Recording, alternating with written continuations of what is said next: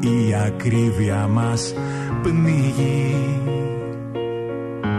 Δεν μας φτάνουν τα λεφτά, μας δουλεύουνε όλοι αυτοί σαν χαζούς και κρατάνε για αυτούς τους μισθούς.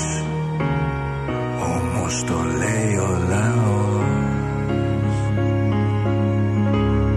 πως όσο κι αν χτυπάς και να μας πολεμάς, όσο κι αν βαράς και να μας τυραννάς, κόστα κόστα θυμήσου αυτό. Δουλεύει ο λαός, ταχώνει ο λαός, πεινάει ο λαός, για να σε εσύ χονδρός. Γουσάρετε εσείς, ταρπάζετε εσείς, μα να το θυμηθείς, ψηφίζουμε εμείς.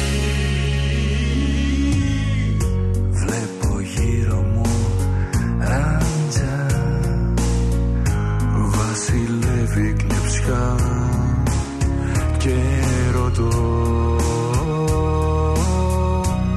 είναι κράτος αυτό? Με τόση αρπαχτή, τόση διαπλοκή, τόση παρακμή, δεν έχει προκοπή. Με τόση αδιαφορία, τόση αλαζονία, τέτοια εξουσία με πιάνει αλλεργία.